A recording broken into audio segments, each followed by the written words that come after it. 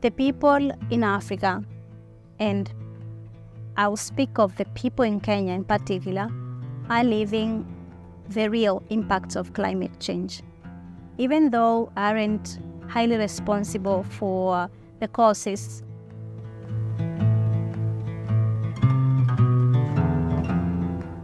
I am a feminist activist. I have been in the field of child protection and women empowerment for the last 5 years now. I am currently in the International Social Development and Cooperation implementing social development projects here in Kenya. We are working to empower women both economically and also to teach them to learn ways of improving their livelihoods. In Kenya now, we do not have our staple food like maize, beans, cassavas, potatoes, and everything, because for the last 3 years it has not rained. This means when there is no rain, no grass. When there is no grass, there is nothing you can feed your livestock. Like in the last 3 years, if you came to this country, you wouldn't walk around in the Masai community because it was all smelly because of carcasses. This entire area became a little desert. People in this community are left without, means of survival. This livestock keeping is the source of everything for this community. That is where you get your food. That is where you get your hides to sleep on. Those are the mattresses.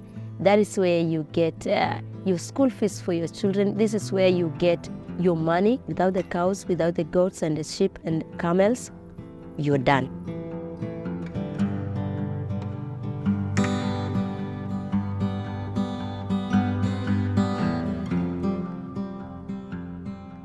If you go out of this gate, you'll burn. But here in this farm, you're feeling a breeze, a cool breeze, because of the afforestation.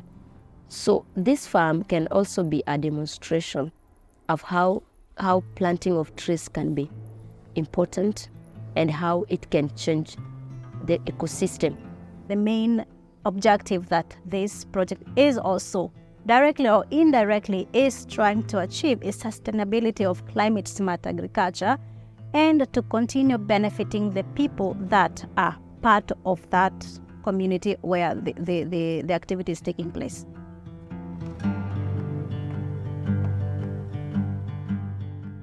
First of all, that is solving the problem of food. At least a woman working here gets a plate on the table for her children.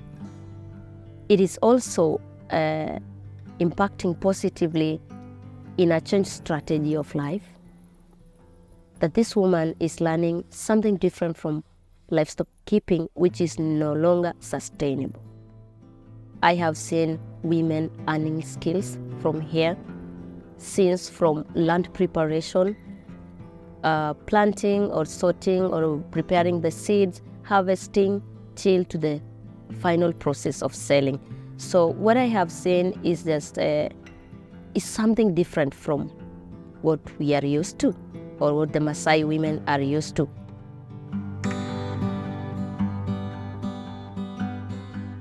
For us, we are nomads, and the people who do that are men. So they move from one place to another in search of grass and water for their livestock. So what happens is children have to remain at home. You're not going to school. Your mother has no job. And your father is far away. So we have really experienced a lot of school dropouts, a lot of teenage pregnancies. It has affected our education. It has affected the upbringing of children. It has really caused a lot of child marriages. Many girls have to be sold.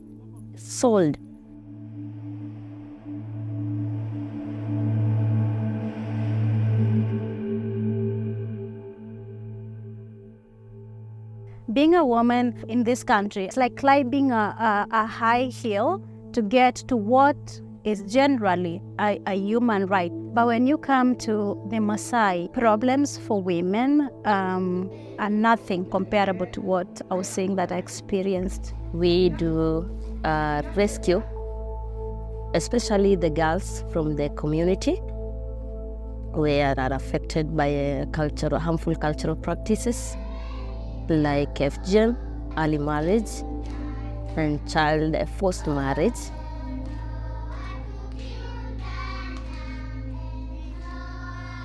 This is a community that sees women as a property. And the Maasai community is a community that has lived to their culture, which is a very good thing.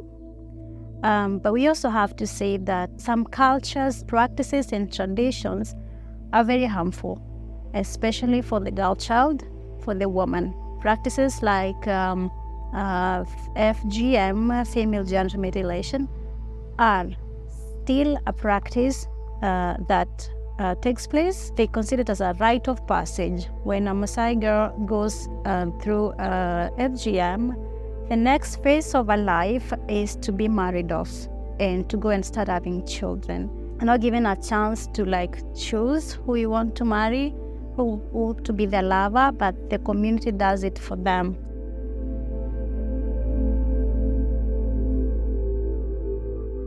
So for me, it's not complicated. I love my culture. I am keeping my heritage, but what is not rightful to me, I'll not keep it.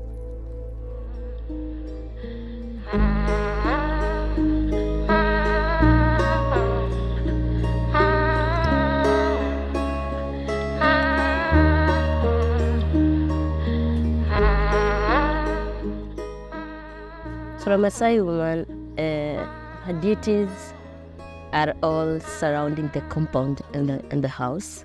So you're always all around there to take care of your kid, take care of your husband, take care of your goats and cows. You wake up very early, like at 3, so that you can milk. And then you prepare your children to go to school, if any is going to school.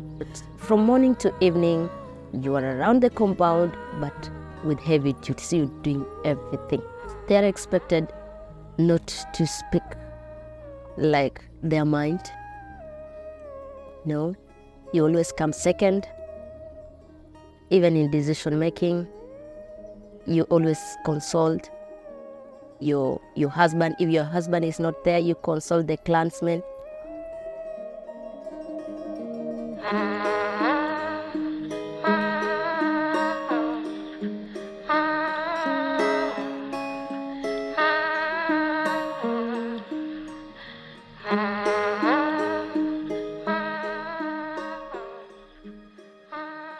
My hopes for the future is that the world, Kenya, can today look and see even the countries that are led by women are advanced.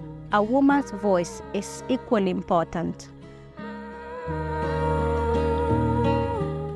One man, when sometimes an old man cursed me, stood up and said, "I'm cursing you." And I told him, this is not about you. This is about the woman.